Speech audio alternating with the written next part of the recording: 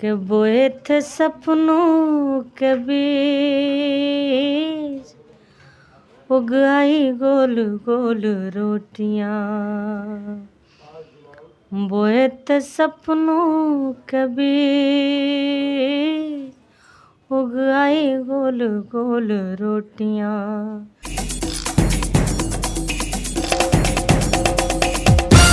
नमस्कार, मैं हूं दिव्यांश रंजन द्विवेदी और आप देख रहे हैं द पॉइंट मीडिया। खबर पक्की है।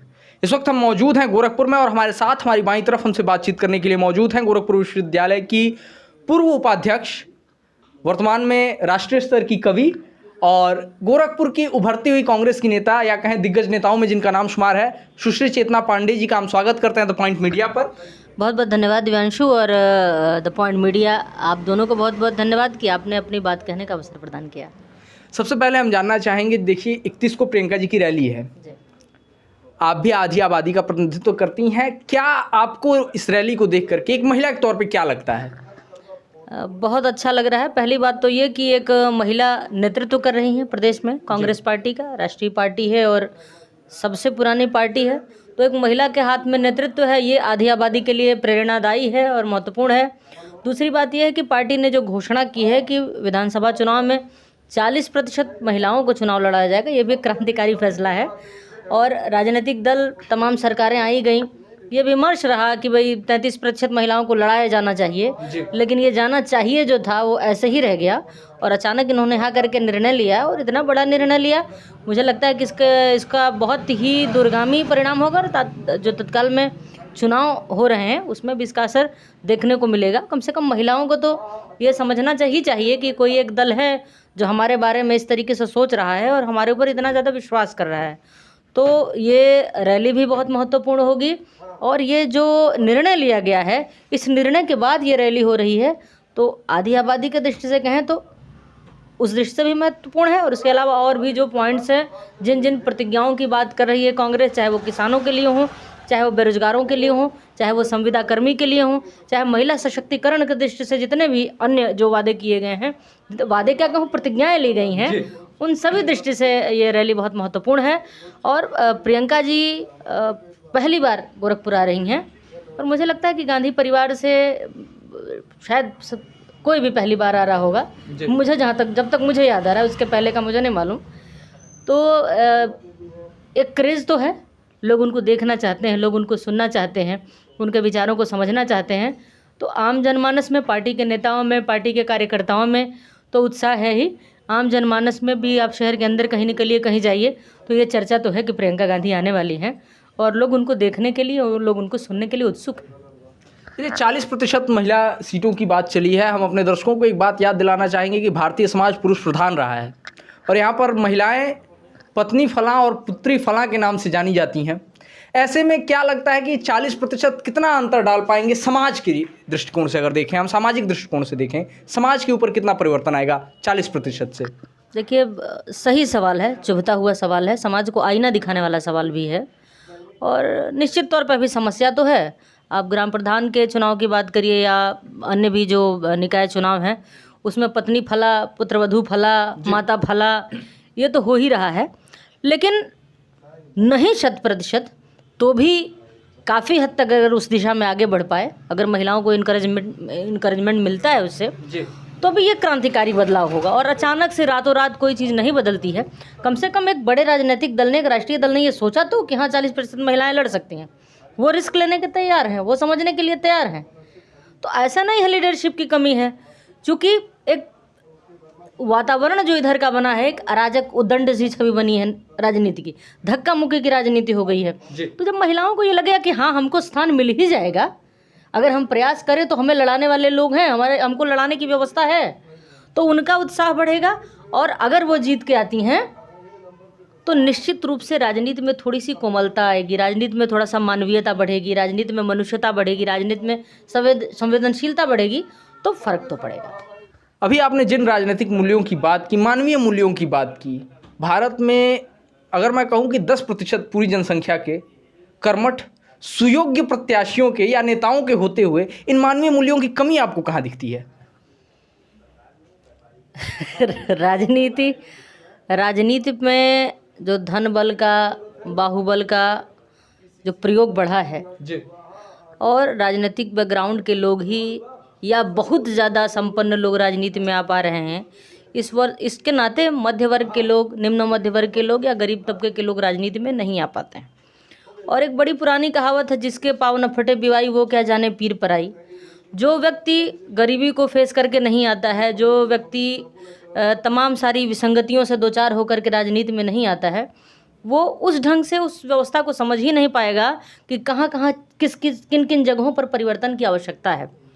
अगर उस जगह पर आते हैं, उस जगह से हो करके गुजरते हैं, तो निश्चित रूप से ये समझना आसान होगा और ज़्यादा मानवीय ढंग से, ज़्यादा संवेदनशील ढंग से चीज़ों को समझ पाएंगे। इस चीज़ की राजनीति में कमी रही है, क्योंकि निचला तबका जो है समाज का, या मध्य वर्ग है, या महिलाएं हैं, राजनीति की पहुंच से, राजनीति उनकी पहुंच से दूर है, मैं ये कहना चाहूँगी। तो थोड़ा दिक्कत है इस वजह से, और अगर ऐसा होता है तो सुधार होगा। जैसे आपने कहा कि धनबली या राजनीतिक परिवार की पृष्ठभूमि वाले लोग ही राजनीति में आते हैं। आपकी पार्टी का भी जो केंद्र है, अभी जो चेहरा है फिलहाल प्रियंका जी, वो भी अगर कहा जाए तो उनकी हस्ती काफ़ी बड़ी है। तो ऐसे में जो बात उठती है निम्न मध्यम वर्ग की या निम्न वर्ग की समस्याओं को समझने की, क्या आपको लगता है प्रियंका जी इसमें सफल हो पाएंगी? मुझे लगता है सफल हो पाएंगी। प्रयोगधर्मी है, और ये फैसला जो 40% वाला है, यही देख के आप समझ सकते हैं कि प्रयोगधर्मी है, चीज़ों को समझ सकती हैं। और जो व्यक्ति समय कांग्रेस के प्रदेश अध्यक्ष हैं अजय कुमार लल्लू, मैंने शुरुआती दौर से लेके अब तक का उनका देखा है, तो वो कहीं किसी बहुत बड़ी पृष्ठभूमि से नहीं आते और प्रदेश अध्यक्ष हैं। उनको कांग्रेस ने टिकट भी दिया था, तभी वो विधायक हुए और उसके बाद इस स्थिति में आए। तो ऐसे तमाम चेहरे हैं, ऐसे लोग हैं। ये ठीक है कि उनकी बैकग्राउंड, राजनीतिक बैकग्राउंड से वो आती हैं, लेकिन सिर्फ बैकग्राउंड होने से नहीं होता है। अगर आप अपनी चीज़ों को साबित नहीं कर पाते हैं तो ये बड़ा सवाल भी होता है जी। अब देखें, फिल्म इंडस्ट्री में ही तमाम ऐसे चेहरे हैं कि फला का हीरो का बेटा है, फला हीरोइन की बेटी है, बेटा है।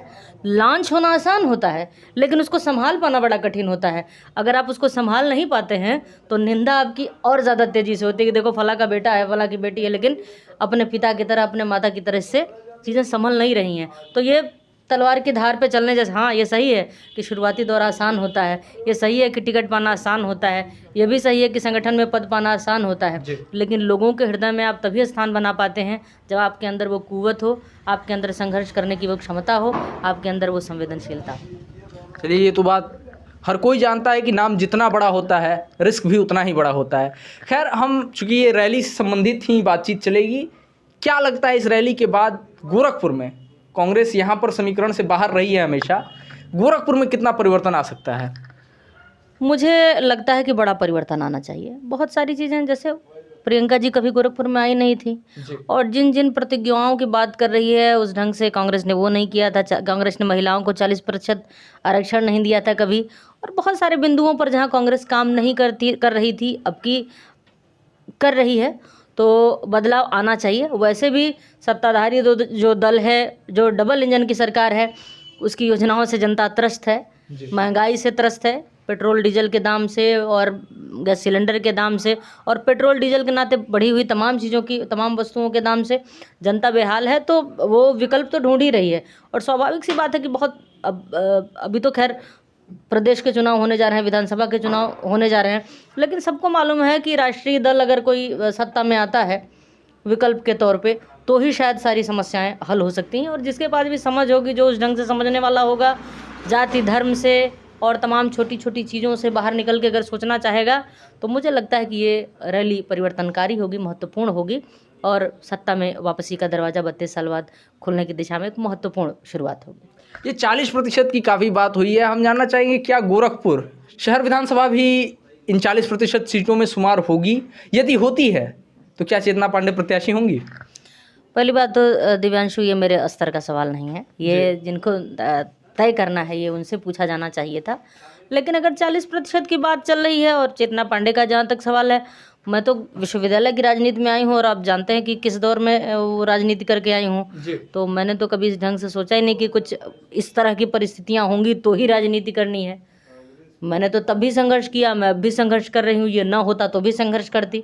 तो मुझे तो संघर्ष करना ही था, और लेकिन अच्छा है, महिलाओं के ऊपर बहुत ज़्यादा दबाव होता है, उनको इनकरेज करने के लिए, उनके लिए वातावरण बनाने की दृष्टि से महत्वपूर्ण है।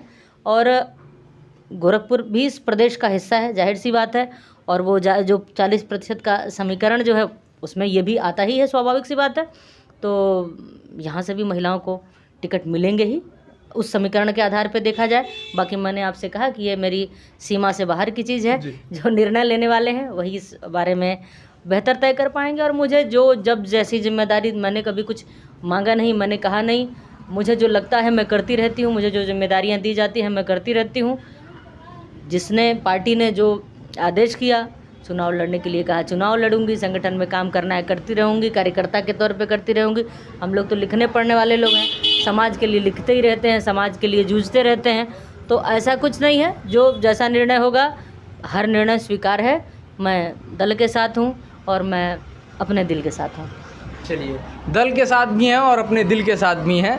निम्न मध्यम वर्ग की या निम्न वर्ग की बात चली थी। निम्न वर्ग पे आपकी कुछ पंक्तियाँ जो मुझे व्यक्तिगत तौर पर बेहद पसंद है, रोटियाँ, चाहेंगे एक क्षण हमारे दर्शकों के लिए?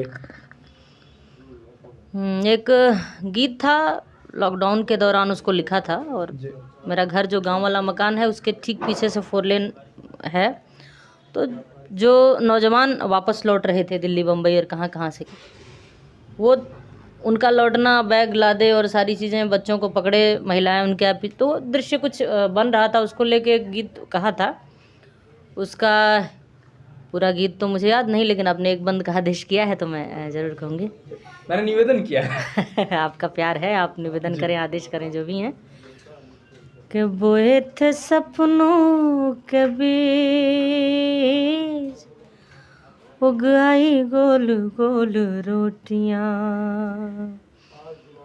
बोए थे सपनों के बीच, उग आई गोल गोल रोटियां। और बंद देखें कि थोड़ा तुनकता था, क्या बात, थोड़ा कड़ता था, बच्चों का हीरो था, तितली पकड़ता था। क्या जाने क्या होता मतलब अभाव का, उड़ता पतंगों पर एक लड़का गाँव का, थोड़ा सा बड़ा क्या हुआ, नखराई गोल गोल रोटियां, बोए थे सपनों के बीच, उग आई गोल गोल रोटियां। वाकई निम्न वर्ग के, अगर कहा जाए, चूँकि हमारा समाज पुरुष प्रधान है, बालकों के संघर्ष को व्यक्त करती अगर कोई कविता हो सकती है तो रोटियां निश्चित तौर पर पहली पंक्ति में आपको नज़र आएंगी। यूट्यूब पर ये कविता उपलब्ध है, आप सुन सकते हैं सर्च करके। मैंने भी किसी कवि सम्मेलन में सुनी थी, मुझे तभी से ये बेहद पसंद है। चलते चलते हमारे चैनल के माध्यम से जो भी लोग आपको देख रहे हैं, निश्चित तौर पे गोरखपुर की काफ़ी ज़्यादा संख्या में लोग आपको देख रहे हैं, उनसे आप क्या कहना चाहेंगी? मैं ये कहना चाहती हूँ कि पहले तो राजनीति को सुधारने के लिए जी, विशेष रूप से नौजवानों की भूमिका बहुत महत्वपूर्ण है। तो ये सोचते हुए कि राजनीति बहुत बुरी चीज़ है, इससे दूर रहना चाहिए, अगर आप उससे दूर भागेंगे तो फिर राजनीति सुधारने के लिए कोई दूसरा नहीं आने वाला। सुधारने के लिए भी काम आप ही को करना पड़ेगा। अगर गलत लोग ज़्यादा हैं तो सही लोगों को वोट देने के लिए आपको ही आना पड़ेगा। और जिस तरह की बातें हो रही हैं, जिस तरह के वादे किए जा रहे हैं, जिस तरह की घोषणाएं की जा रही हैं, उन पर पैनी नज़र रखिए। आदरणीय प्रियंका जी आ रही हैं, उनकी रैली में आइए, उनको सुनिए, उसमें उसका मूल्यांकन करिए कि उसमें कितना सही है, कितना गलत है, कितनी विश्वसनीयता है जी। और अगर बात आपको सही लग रही है, अपने विवेक से निर्णय लीजिए।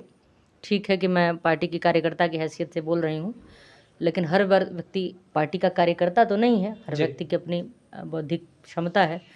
आप सोचिए, समझिए, और मुझे लगता है कि अगर आप आते हैं, सुनते हैं, जो प्रतिज्ञाएं हैं, जो घोषणाएं हैं, उनमें सबके लिए कुछ ना कुछ है। उसमें किसानों के लिए है, उसमें संविदा कर्मियों के लिए है, उसमें महिलाओं के लिए है, उसमें सबके लिए है, बेरोजगारों के लिए है। तो ये समाज के हर तबके को छूने वाली रैली होगी और इससे मंशा जाहिर हो जाएगी कि वास्तव में कांग्रेस क्या सोच रही है, क्या करना चाहती है, सरकार बनने के बाद वो क्या क्या करेगी। तो फिलहाल रैली में आइए, सुनिए, और अगर इन बातों पर विश्वास हो, आपको लगता हो, हालांकि विश्वास बिल्कुल होना चाहिए क्योंकि पार्टी ने अतीत में जो कुछ कहा है वो किया है, और बहुत कठिन परिस्थिति से देश जब लंबी गुलामी के बाद फिर आज़ाद हुआ, उसके बाद क्या क्या कठिनाइयाँ फेस करनी पड़ी होंगी आप सोचिए। और उन कठिनाइयों से निकाल करके यहाँ तक जो पार्टी देश को लेकर के आई है जन सहयोग से, उस पार्टी के साथ खड़े होना चाहिए। और ये जो 32 साल का सूखा है, क्योंकि उत्तर प्रदेश एक बड़ा राज्य है और उत्तर प्रदेश के विधानसभा चुनाव में जो तय होगा उसका फिर प्रभाव आगामी लोकसभा चुनावों पर भी पड़ेगा। तो एक नए तरीके की सोच की, एक क्रांतिकारी परिवर्तन की शुरुआत यहाँ से हो सकती है, होनी चाहिए। और आप सबको उस परिवर्तन का साक्षी होना चाहिए, एक बार आना चाहिए, सुनना चाहिए और सही गलत का विवेक करने के बाद फिर राजनीति में अपने अपने ढंग से अपनी हिस्सेदारी दर्ज करानी चाहिए।